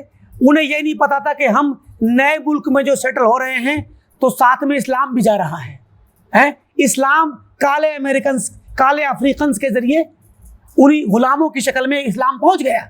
اب وہ بیچارے غلام بنا لیے گئے تو وہ اپنے گھروں میں چھپ چھپ کر کے دعوت اور پھر خود دین پر کام کرتے، اپنے سرداروں سے، مالکوں سے چھپ چھپ کر کے، اور اپنے بچوں کو سنایا کرتے تھے. تو یہی بھولی بسری بات ہے لوگوں کو آخر صدیوں تک یاد رہی. جب محمد فرد گیا تو اس نے جا کر کے جو ہے دعوت کا کام کیا تو انہیں یاد دلایا تو وہ دھیرے دھیرے اسلام کی طرف آنے لگ گئے. The nation of Islam, nation of Islam کے نام سے فرقہ وجود میں آیا. اسی میں ایلیجا محمد کے نام سے ایک شخص آیا، ایلیجا محمد. تو اس نے کیا کیا، اپنے آپ کو نبی ہونے کا دعویٰ کیا کہ میں نبی ہوں، اور محمد فرد جو ہے، فرد یا فراد جو ہے وہ اللہ ہے. اللہ تعالیٰ بذات خود محمد فراد کی شکل میں نازل ہو گیا ہے. بتائیے. اور نیشن آف اسلام کے لوگ اس عقیدے پر قائم رہے یہاں تک کہ سن 70 کی دہائی میں 72-74 میں تقریباً ایلیجا محمد کا انتقال ہوا. تو ایلیجا محمد کے بعد اس کا بیٹا وارث الدین محمد جو ہے اس کا خلیفہ بنا. اور اس زمانے میں سن 74-75 کے زمانے میں چونکہ سعودی عرب میں آنا جانا شروع ہو گیا تھا، بلکہ سن 64 میں ایک شخص تھا، دیکھیے بات کہاں نکل گئی. ایک شخص تھا سن 1964 میں مالکم ایکس کے نام سے یہ ایک شخص تھا. تو یہ جب حج کرنے کے لیے آیا تو اس نے آ کر کے جب دین اسلام کو سمجھا تو جا کر کے اس نے اصلاحات شروع کی تو اس کو مروا دیا گیا. بہت بڑا خطیب تھا. اسی مالکم ایکس کے ذریعے محمد علی کیلے مسلمان ہوا تھا اور جیل میں یہ بھی مسلمان ہوا، اور بہت سے لوگوں کو جیل میں انہوں نے مسلمان کیا تھا. بہت بڑے بڑے لوگ اس میں اسلام میں آئے نیشن آف اسلام کے ذریعے. لیکن عقیدہ کتنا خراب تھا کہ محمد فراد جو ہے یہ اللہ ہے اور ایلیجا محمد جو ہے نبی ہے. تو یہ بلکہ لمبی کہانی ہے، ان کے واقعات ہیں. ہم نے اس پر باقاعدہ ریسرچ بھی کی تھی، ریسرچ پیپر لکھا تھا، ایک چھوٹی بحث لکھی تھی، ایک امت الاسلام یا نیشن آف اسلام، بلکہ امریکہ کے جو فرقے ہیں مختلف اسلام کے نام پہ جو وہاں بنے ہیں ان پر الحمدللہ ہم نے باقاعدہ ریسرچ کی ہے، پیپر لکھے ہیں. تو وہ ان میں کیا نام ہے بعد میں دھیرے دھیرے تطور ہوا، اور وارث الدین محمد نے کوشش کی کہ اس کو تھوڑا سا اہل سنت کی طرف لائیں، اور اس نے فرقے کو بدلا اور اپنے فرقے اور اپنی جماعت کو دھیرے دھیرے لا کر کے اس کا نام بلالیین رکھا.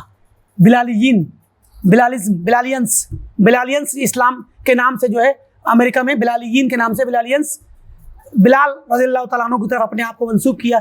تو بعد میں ایک شخص ہے فرا خان، لوئس فرا خان. اب آج کل بہت بوڑھا ہو گیا ہے، ابھی انتقال نہیں ہوا، ورنہ پرانے، میں ابھی بہت قریب کی بات نہیں بتا سکتا لیکن قریب تک وہ زندہ تھا، کورونا کے دور میں زندہ تھا بیٹھ کے. تو لوئس فرا خان، یہ فرا خان کے نام سے مشہور ہے. یہ بہت بڑا خطیب ہے. یہ بھی ایک پاپ سنگر تھا جو ادھر کو آیا اسلام میں، لیکن یہ اب اس نے اختلاف کیا، اور وارث الدین محمد نے اپنی طور پر جو اصلاحات کی وہ بلالینس کے نام سے فرقہ بن گیا، الفرقۃ البلالیہ. اور نیشن آف اسلام کے نام سے لوئس فرا خان نے اپنے اس فرقے کو باقی رکھا ہے. تو یہ دونوں لوگ کبھی کبھی آپس میں صلح بھی کر لیتے ہیں. وارث الدین محمد کا غالباً انتقال ہو چکا ہے، تو یہ ابھی 2000 کچھ کے بعد ہی انتقال ہوا، 8 میں یا 12 میں، بالضبط یاد نہیں رہ گیا مجھے.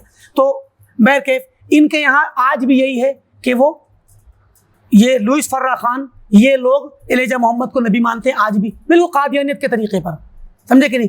تو مطلب یہ کہنے کا کہ یہ جو دور آج کا ہمارے یہاں ہے کہ کوئی بھی آ کر کے دعویٰ کر دیتے ہیں نبوت کا، لوگ اس کو نبی مان لیتے ہیں. اور تو کہتے ہیں امام ابن بطہ کہ اگر کوئی یہ بھی کہہ دے کہ میں رب ہوں تو اس کو ہی مان لیں گے.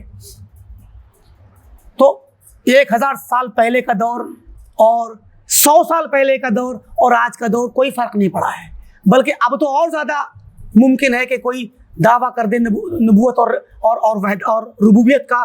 تو اب تو اور زیادہ لوگ ایسے گمراہ ہونے کے حالات میں ہیں کہ کوئی بھی گمراہ ہو سکتا ہے. اللہ تعالیٰ ہم سب کی حفاظت فرمائے.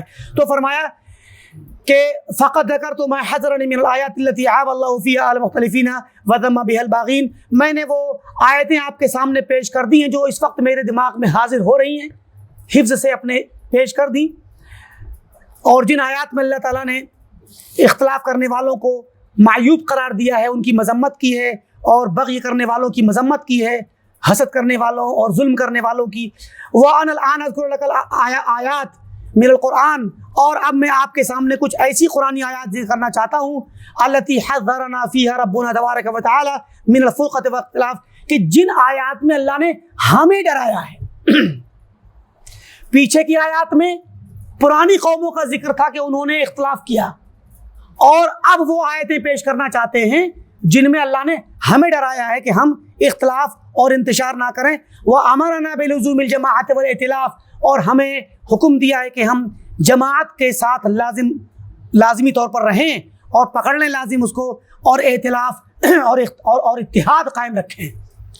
نصیحۃ لاخواننا، میں یہ آیتیں پیش کرنا چاہتا ہوں اپنے بھائیوں کی خیر خواہی کے طور پر، وشفقۃ علی اہل مذہبنا، اور اپنے مذہب کے لوگوں پر، یعنی اپنے اہل سنت والجماعت کے جو مذہب کے لوگ ہیں ان کو پر شفقت کرتے ہوئے میں چاہتا ہوں کہ آیتیں پیش کر دوں۔ قال اللہ تعالی، اللہ تعالیٰ نے فرمایا، وَاعْتَصِمُوا بِحَبْلِ اللَّهِ جَمِيعًا وَلَا تَفَرَّقُوا، کہ اللہ تعالیٰ کی رسی کو مضبوطی سے پکڑ لو اور اختلاف اور افتراق نہ کرو۔ وَاذْكُرُوا نِعْمَةَ اللَّهِ عَلَيْكُمْ إِذْ كُنْتُمْ أَعْدَاءً فَأَلَّفَ بَيْنَ قُلُوبِكُمْ إِلَى آخر آیا، کہ یاد کرو کہ اس وقت کو جب اللہ کی اس نعمت کو جو اللہ نے تم پر نعمت کی، اور تم جب آپس میں دشمن تھے تو اللہ نے تمہاری دشمنی کو دور کر دیا اور آپس میں محبت پیدا کر دی، یہ بہت بڑی نعمت ہے۔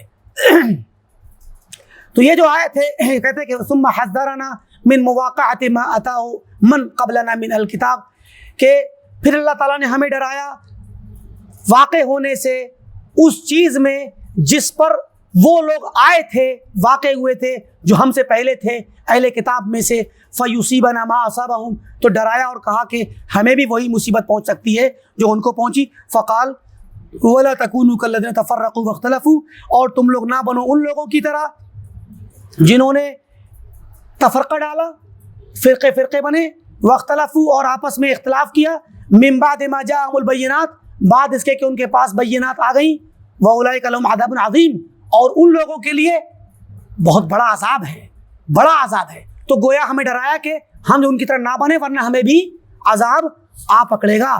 فاخبرنا انہم عن الحق رجعوا، اللہ نے ہمیں خبر دی کہ وہ لوگ حق سے پلٹ گئے، ومن بعد البیان اختلفوا، اور بیان اور علم آنے کے بعد انہوں نے اختلاف کیا۔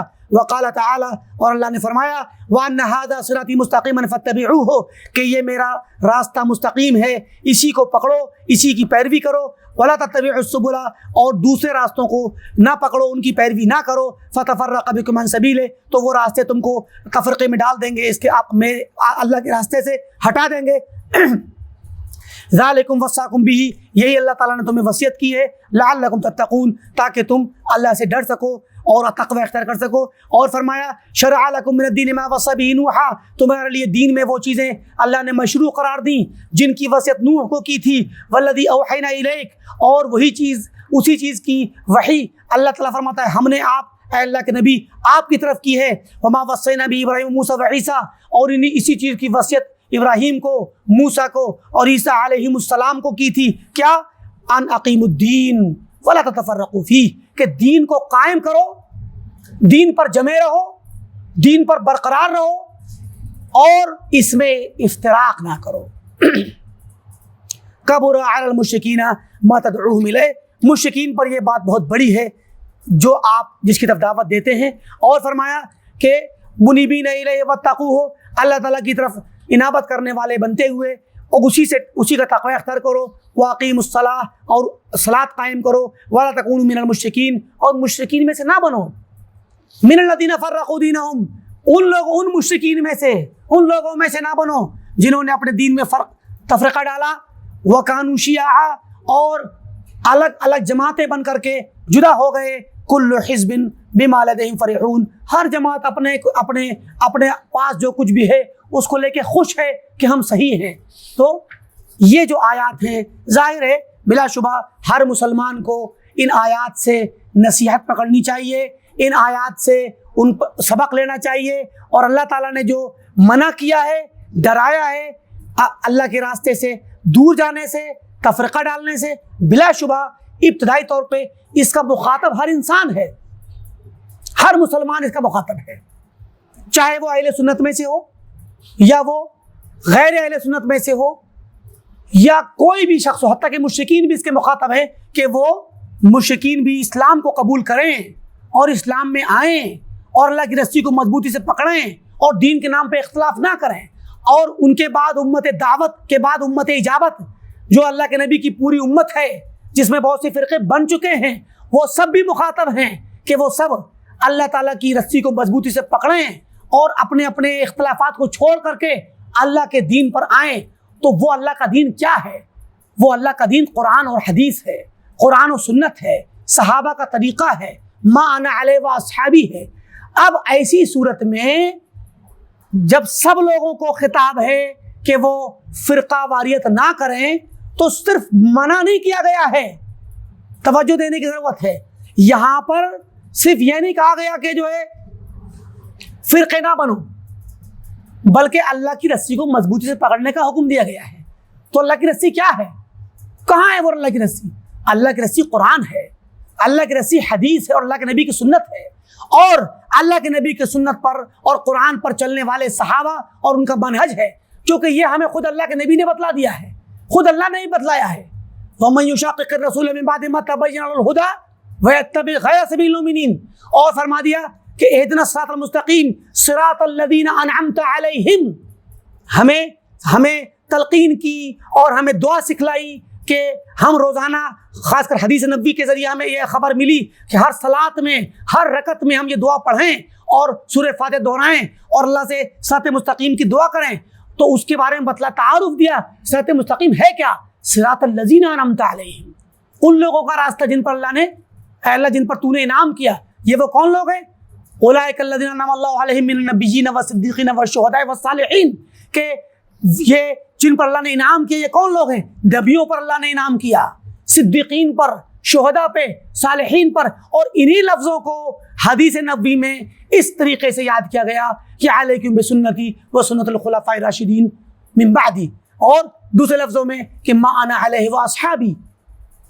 اب ان تمام چیزوں کو اکٹھا جب کریں گے آپ، تو آپ کے سامنے واعتصموا بحبل اللہ جمیعا کا مفہوم واضح ہو جائے گا کہ اللہ تعالیٰ کی رسی صراط مستقیم ہے، صراط مستقیم قرآن ہے، صراط مستقیم حدیث ہے، صراط مستقیم صحابہ کا راستہ ہے۔ فَإِنْ آمَنُوا بِمِثْلِ مَا آمَنْتُمْ بِهِ فَقَدْ اهْتَدَوْا۔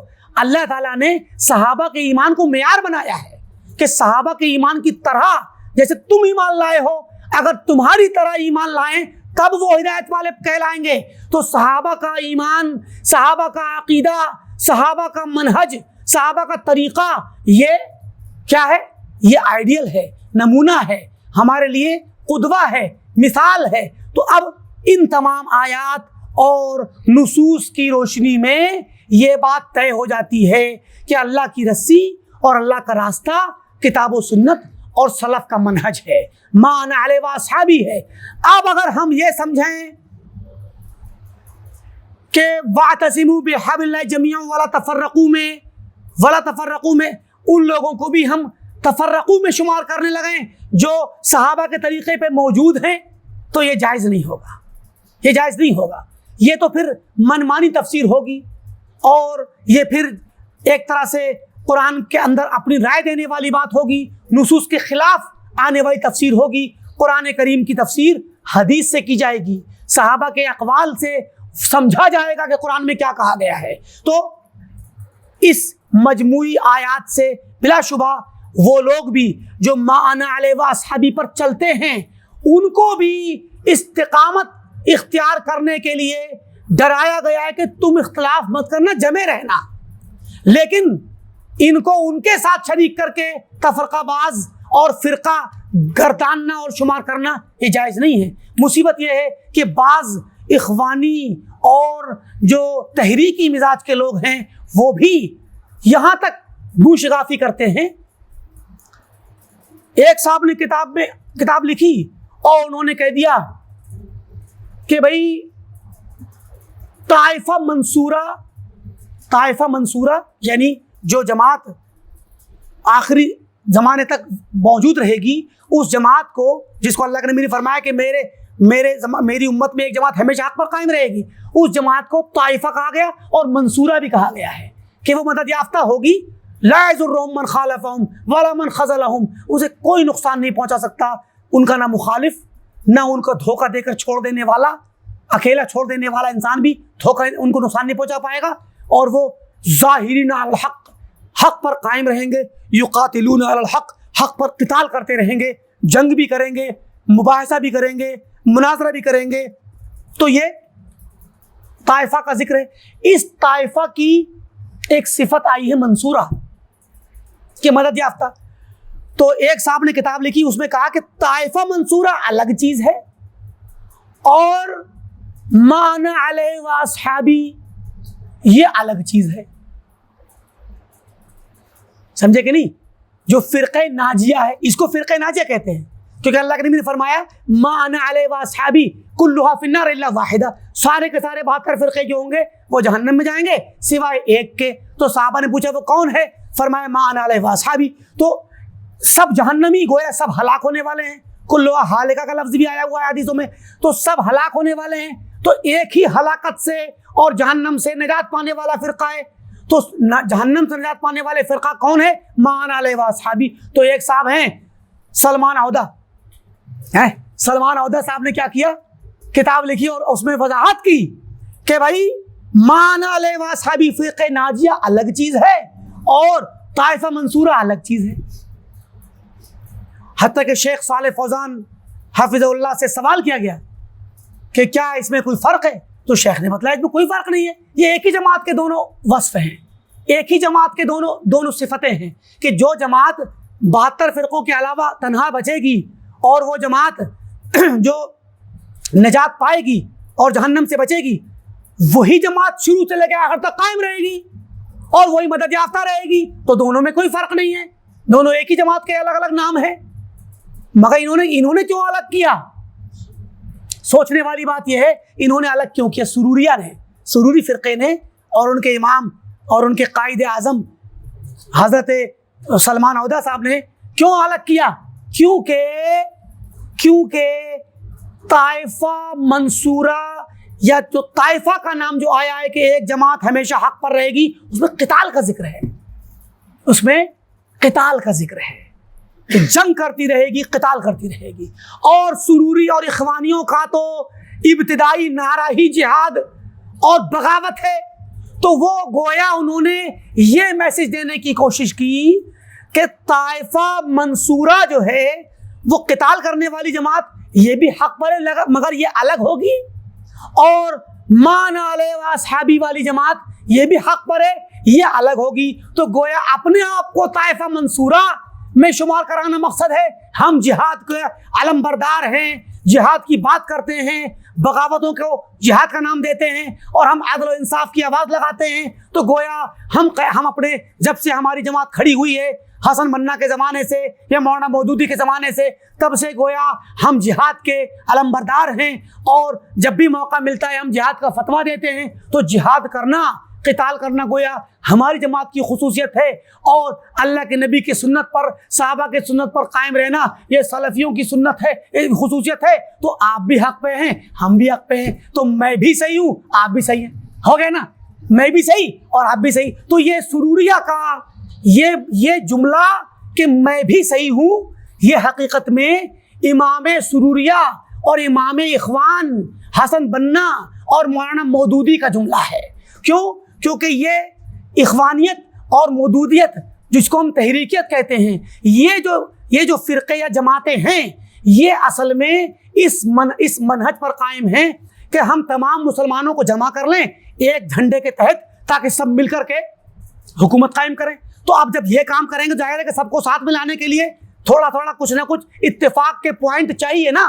تو ان کا اصول ہے نتفق فی متفقنا، جو اصول آپس میں ہمارے اتفاق کے ہیں اس میں ہم اتفاق کر لیتے ہیں، جو مشترکہ ہماری میراث ہے، مشترکہ دھروہر ہے، اس پر اتفاق کر لو.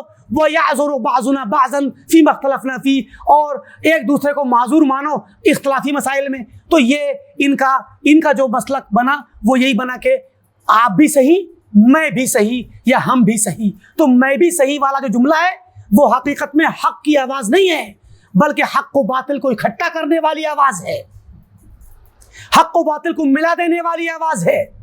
اور آپ دیکھیں کہ یہ اس طرح کے جملے اور اس طرح کے معنی مفہوم جو لوگ بھی بیان کرتے ہیں کہیں نہ کہیں ان کا اخوانیوں سے تعلق ہوگا، اخوانیوں کو پسند کریں گے یا سروریوں کو پسند کریں گے، ان سے تعلق ہوگا، ان کے علماء سے تعلقات ہوں گے، ان سے سیکھیں گے اور انہی کے جیسا تحریکی مزاج ہوگا، انہی کے جیسا انقلابی مزاج ہوگا. انقلاب یا تحریک اپنے آپ میں ناپسندیدہ نہیں، اگر انقلاب حق کے لیے ہو، اگر تحریک حق کو اٹھانے کے لیے ہو. جیسے کہ محمد بن عبد الوہاب رحمۃ اللہ علیہ نے نجد میں حق کی آواز لگائی اور توحید کی تحریک اور توحید کا انقلاب لانے کے لیے انہوں نے تبلیغ شروع کی. ایسے ہی بر صغیر کے اندر تحریک شہیدین جب آئی اور شاہ اسماعیل دہلوی رحمۃ اللہ علیہ نے اور سید احمد عرفان بریلوی رحمۃ اللہ علیہما نے مل کر کے جو تحریک چلائی، اس تحریک میں یہ تحریک اہل حدیث تھی جو گویا نئے انداز میں اٹھے تھے، ورنہ ہندوستان میں اہل حدیثوں کی پیداوار اس وقت سے نہیں ہے. اہل حدیث تو ہر صدی میں اس ہندوستان میں رہے اور بر صغیر میں موجود رہے، اور صحابہ کے دور سے اور محمد بن قاسم کے زمانے سے بلکہ اس سے بھی پہلے سے اہل حدیث اس ہندوستان میں آنا شروع ہوئے اور برقرار رہے. ہر زمانے میں علماء آتے رہے اور اپنے اپنے علاقے میں کام کرتے رہے، حتیٰ کہ شیخ الاسلام ابن تیمیہ رحمۃ اللہ علیہ کے شاگرد بھی اس ہندوستان میں آئے اور آ کر کے انہوں نے شیخ الاسلام ابن تیمیہ کے مسلک کو پھیلایا. اور جو محمد تغلق تھا، بادشاہ محمد تغلق، وہ شیخ الاسلام ابن تیمیہ کے شاگرد سے بہت متاثر ہوا اور اس دہلی کے اندر اور اپنے دائرۂ حکومت کے اندر اس نے اسلامی حکومت قائم کی اور سلفی حکومت قائم کی تھی. اسی لیے محمد تغلق کو جہاں غیر مسلم ناپسند کرتے ہیں وہیں پر یہ صوفی اور یہ بدعتی لوگ بھی اس کو بہت برا کہتے ہیں. اتفاق سے محمد تغلق دونوں کے غضب کا شکار ہوا اور دونوں نے مل کر کے محمد تغلق کو بدنام کیا، ورنہ وہ ایک مصلح تھا اور ایک سیدھا سلفی سچا مسلمان تھا. صلاۃ کو قائم کرنے کے لیے، نماز کو قائم کرنے کے لیے جو لوگ سعودی عرب گئے ہیں وہ جانتے ہیں کہ وہاں پر باقاعدہ نماز پڑھانے کے لیے وہاں ایک ہیئہ ہے، ایک شعبہ ہے. اس شعبے کے ذمہ دار علماء نکلتے ہیں گاڑی میں بیٹھ کر پولیس کے ساتھ، پولیس کے لوگ ان کے ساتھ ہوتے ہیں اور وہ لوگوں کو مارکیٹ میں جا کر کے صلاۃ کہہ کر کے دکانیں بند کرواتے ہیں اور صلاۃ کے لیے بھیجتے ہیں. سعودی عرب میں آج تک نماز کے وقت میں کھلی ہوئی دکان والے کسی دکاندار کو قتل نہیں کیا گیا ہے. یہ اور باتیں پکڑ کر کے اس پر کچھ نہ کچھ سزا یا کوئی نہ کوئی تنبیہ کرتے ہیں. مگر اس دہلی کے اندر شاہ محمد تغلق نے صلاۃ نہ پڑھنے والوں کو، نماز کے وقت میں دکانیں کھولنے والوں کو تہہ تیغ کر دیا تھا. ایک دن میں کئی لوگوں کو تلوار سے گردن اڑا دی گئی صرف اس وجہ سے کہ اس نے صلاۃ نہیں پڑھی، نماز قائم نہیں کی اور نماز چھوڑ کر کے دکان کھولے ہوئے تھا. یہ مثالیں اس ہندوستان میں قائم ہوئی ہیں. تو یہ اہل حدیثوں کی برکت تھی، سلفیوں کی برکت تھی جو اس ہندوستان میں قائم تھی. تو مطلب کہنے کا یہ ہے کہ جو تحریک یا تبلیغ آپ اپنے آپ میں مبغوض نہیں، بلکہ اپنے مقصد کے اعتبار سے، اپنے وسیلے کے اعتبار سے ناپسندیدہ ہوتی ہے. ورنہ دین حق کی دعوت اپنے آپ میں ایک تحریک ہے، اور سلفیت کی دعوت اور توحید کی دعوت اور سنت کی دعوت یہ بھی اپنے آپ میں ایک تحریک ہے. لیکن یہ جو تحریکی لوگ ہیں ان کی تحریک ہے سیاسی تحریک، یہ سیاسی تختہ پلٹنا چاہتے ہیں. تو جو لوگ بھی سیاسی تختہ پلٹ کرنا چاہتے ہیں وہ لوگ اخوانیت کے یا تو دلدادہ ہوتے ہیں، نمائندے ہوتے ہیں، اخوانیت کے داعی ہوتے ہیں، مودودیت کے داعی ہوتے ہیں، یا اگر ڈائریکٹ داعی اور ممبر نہ ہو تو ان کے مداح ہوتے ہیں، ان سے متاثر ہوتے ہیں. تو ان کا ذہنی لگاؤ اور قلبی اور اعتقادی اور منہجی تانا بانا ان سے جا کے ضرور ملتا ہے. تو یہ کہنا کہ میں بھی صحیح ہوں، حقیقت میں یہ سروریوں کی دعوت ہے، اخوانیوں کی دعوت ہے جو سیاسی مقاصد کے پیش نظر یا دیگر دنیاوی اغراض کے پیش نظر اپنے آپ کو اور دیگر مسلمانوں کو ایک پلیٹ فارم پہ اکٹھا کرنا چاہتے ہیں تاکہ وہ دنیا مقاصد کو حاصل کر سکیں. فرمایا فَهَلْ بَقِيَ رَحِمَكُمُ اللَّهُ أَوْضَحُ من هذا البرهان، کیا اللہ آپ پر رحم کرے، باقی بچی ہوئی ہے کوئی اس سے بھی زیادہ واضح ترین دلیل، وہ او اشفا من هذا البیان، یا اس بیان اور اتنی اچھی وضاحت و صراحت سے بھی زیادہ مزید شفا دینے والی، اطمینان دینے والی کوئی گفتگو اور مزید بیان بچا ہوا ہے کہ جو آپ کو سننا باقی رہ گیا ہے؟ مطلب اس زیادہ واضح آپ کو اور کوئی بیان نہیں ملے گا جو قرآن کے اندر یہ آیتیں آئی جن میں اللہ نے ہمیں حکم دیا کہ ہم حق پر قائم رہیں، دین پر قائم رہیں اور اختلاف سے بچیں۔ وقد اعلمنا اللہ تعالی انہ قد خلق خلقا للاختلاف، حالانکہ ایک حقیقت یہ بھی ہے کہ اللہ تعالیٰ نے ہمیں علم دیا ہے، خبر دی ہے کہ اللہ تعالیٰ نے کچھ لوگوں کو اختلاف کے لیے ہی پیدا کیا ہے۔ ایک طرف اللہ نے ہمیں منع کیا ہے کہ اختلاف نہ کریں، اور ساتھ میں اللہ نے ہمیں یہ خبر دی ہے کہ کچھ لوگوں کو اللہ نے اختلاف کے لیے ہی پیدا کیا ہے، والفرقہ، اور فرقہ پیدا کرنے کے لیے، فرقہ بازی کے لیے، تفریقے کے لیے پیدا کیا ہے۔ وَحَذَّرَنَا أَن نَّكُونَ كَهُمْ، اللہ نے ہمیں ڈرایا ہے، منع کیا ہے کہ ہم ان کی طرح سے بنیں۔ یعنی جب یہ بتلا دے کہ اللہ نے کچھ لوگوں کو اختلاف کے لیے پیدا کیا، وہ اختلاف کریں گے، تو اس کا مطلب یہ نہیں ہوتا کہ ہم بھی انہی کے پیچھے چل پڑیں، بلکہ ہمیں منع کیا کہ ان کی طرح ہم نہ بنیں۔ لہم کہم لہم واستثنى اہل رحمتہ لنواظب على المسألہ ان یجعلنا منہم، کہ ہمیں منع کیا کہ ہم ان کی طرح سے اور انہی کے لیے ہو جائیں اور ان کی طرح ہو جائیں ہیں، اور اللہ تعالیٰ نے مستثنیٰ کیا اس اختلاف کرنے والوں میں سے اہل رحمت کو، کہ اللہ تعالیٰ نے پیدا کیا لوگوں کے وہ اختلاف کرتے رہیں گے مگر وہ لوگ اختلاف نہیں کریں گے جن پر اللہ رحم کرے ہے۔ تو کیوں استثناء کیا؟ تاکہ ہم یہ سوال کرتے رہیں کہ اللہ تعالیٰ ہمیں ان لوگوں میں سے بنائے جن پر تو رحم کرنے والا ہے۔ فرمایا وَلَوْ شَاءَ رَبُّكَ لَجَعَلَ النَّاسَ أُمَّةً وَاحِدَةً، اگر تمہارا رب چاہتا تو سارے لوگوں کو ایک امت بنا دیتا، یعنی کوئی اختلاف نہیں کرتا، ایک قول پر قائم رہتے، مگر اللہ تعالیٰ یہ نہیں چاہتا ہے۔ وَلَا يَزَالُونَ مُخْتَلِفِينَ، اور یہ لوگ مسلسل اختلاف کرتے رہیں گے۔ تو اللہ تعالیٰ چاہتا ہے تبھی کرتے ہیں اختلاف، کرتے رہیں گے اختلاف۔ إِلَّا مَن رَحِمَ رَبُّكَ، مگر وہ لوگ اختلاف نہیں کریں گے جن پر تمہارا رب رحم کرے۔ وَلِذَلِكَ خَلَقَهُمْ، اور اسی لیے ان کو پیدا بھی کیا ہے۔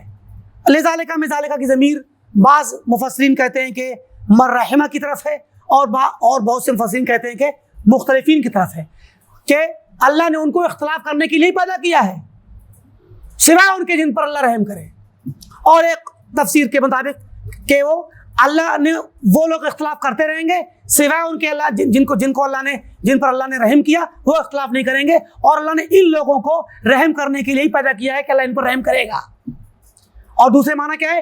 اللہ نے ان لوگوں کو اختلاف کرنے کے لیے پیدا کیا، وہ اختلاف ہی کریں گے سوائے ان کے جن پر اللہ رحم کرے۔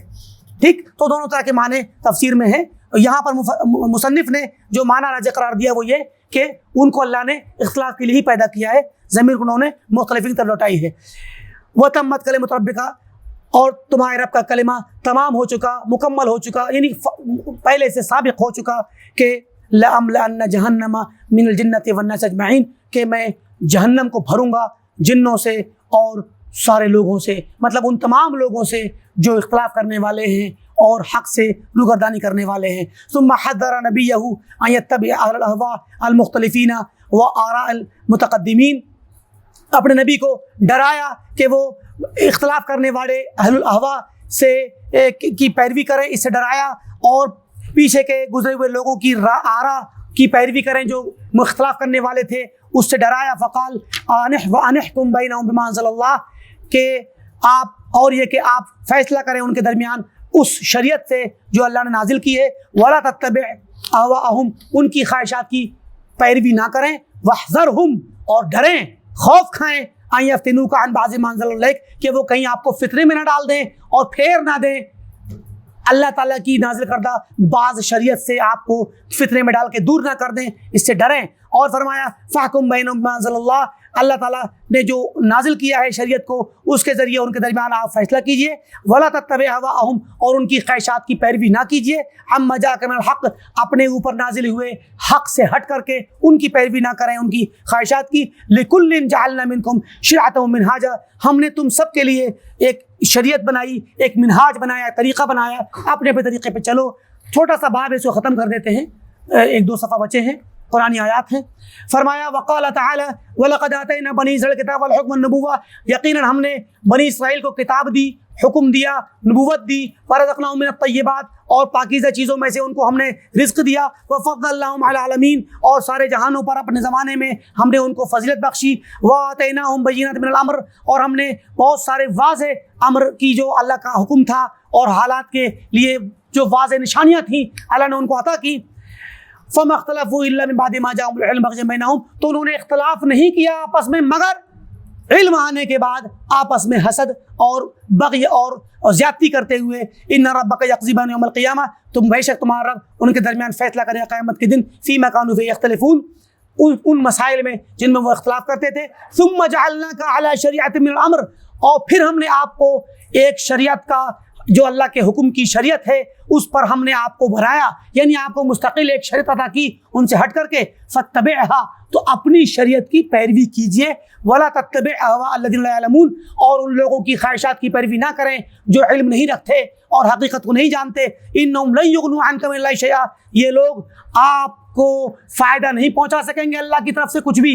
اگر آپ نے اللہ کی شریعت سے ہٹ کر کے فیصلہ کیا، اللہ کی شریعت سے روگردانی کی، ان کی باتیں مانی، تو پھر اللہ کا جب غضب آئے گا تو یہ اللہ سے آپ کو نہیں بچا پائیں گے۔ وَإِنَّ الظَّالِمِينَ بَعْضُهُمْ أَوْلِيَاءُ بَعْضٍ، ظالم لوگ تو ایک دوسرے کے ہی ولی اور دوست ہوتے ہیں۔ وَاللَّهُ وَلِيُّ الْمُتَّقِينَ، جبکہ اللہ تعالیٰ متقیوں کا ولی اور دوست ہوتا ہے، تو تم متقی بنو اور تقویٰ پہ رہو، تمہارا دوست اللہ ہے۔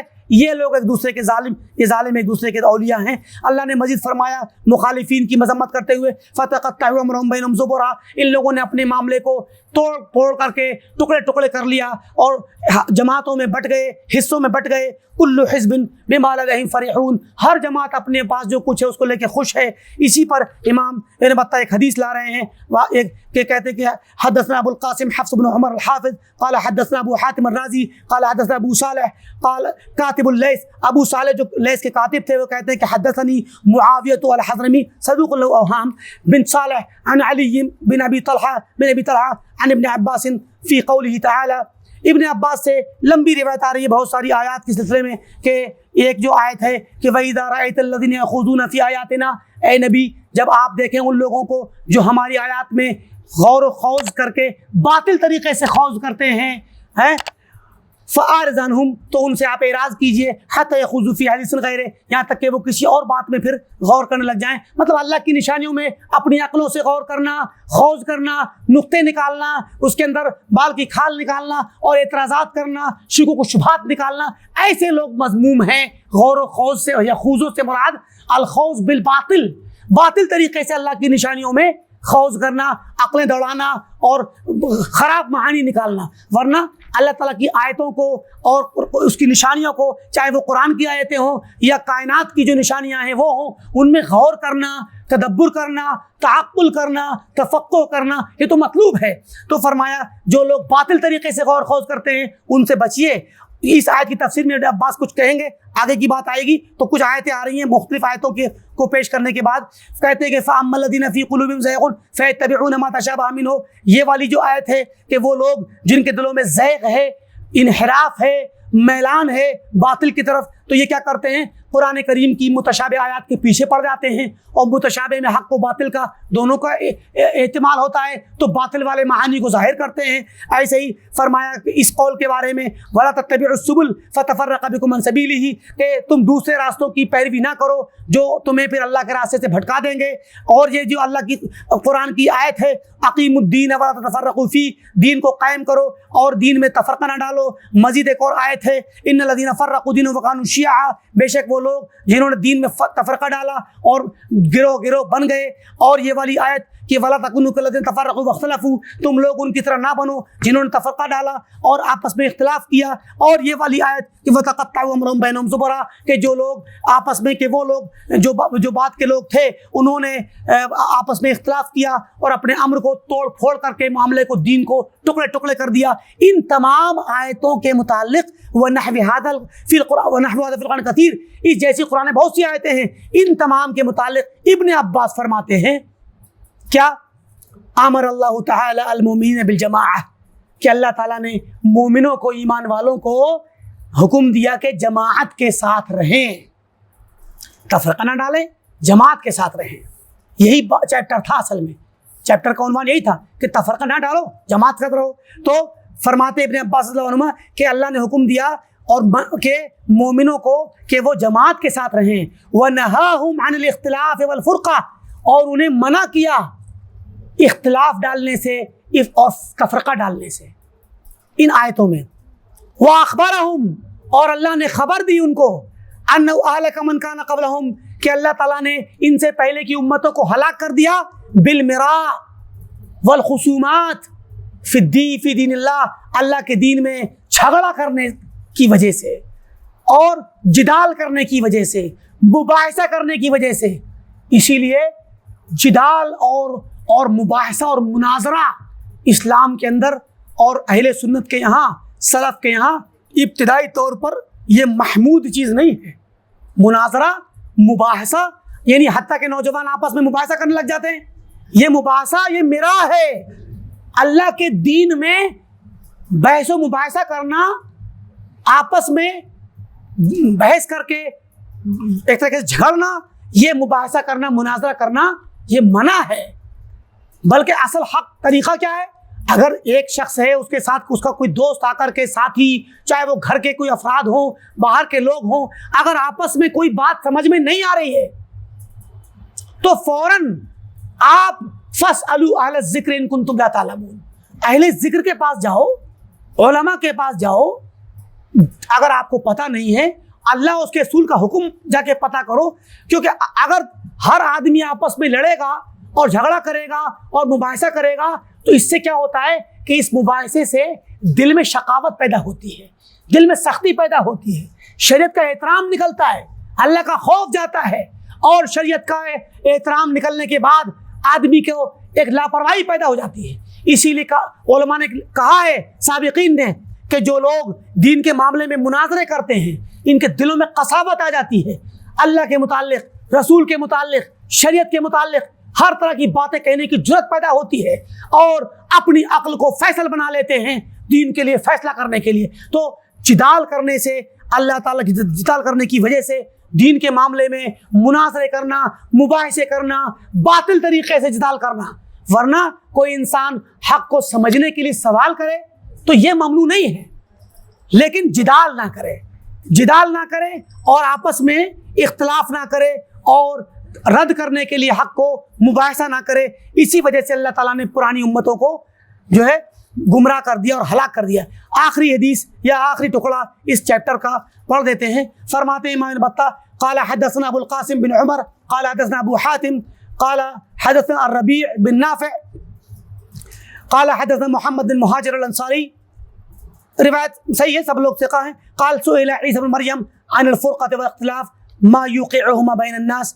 تو یہ ایک اسرائیلی روایت ہے، ظاہر ہے کہ یہ والی بات ہمارے دین میں نہیں ہے. کہ عیسیٰ بن مریم سے پوچھا گیا تھا کہ اختلاف اور تفرقے کے بارے میں کہ کون سی چیز لوگوں کو یہ اس میں ڈالتی ہے، یعنی لوگوں کے درمیان اختلاف جو ہوتا ہے تو لوگ اختلاف میں کون سی چیز لوگوں کو ڈالتی ہے. تو کہا قال، تو انہوں نے کہا تھا البغی والحسد، بغی اور حسد، یعنی ایک دوسرے سے حسد کرنا اور ایک دوسرے پر زیادتیاں کرنا اور خواہشات کے پیچھے پڑ کر کے ظلم و زیادتی کرنا، حق سے صرف نظر کر لینا. ان چیزوں کی وجہ سے ہی انسان اختلاف میں پڑتا ہے. وما یلائمہما من المعصیہ، اور بغی اور حسد کے سے جو چیز میل کھاتی ہے یعنی معصیت، گناہ بھی بغی اور حسد کی طرح ہوتا ہے. مطلب یہ ہوا کہ حسد مستقل گناہ ہے، بغی مستقل گناہ ہے. لیکن بغی اور ظلم و زیادتی یہ تنہا نہیں ہوتی، یہ کسی دوسرے سے جڑی ہوتی ہے۔ ظلم کرے گا تو دوسرا مظلوم بھی ہوگا، حسد کرے گا تو یہ حاسد ہوگا، دوسرا محسود ہوگا۔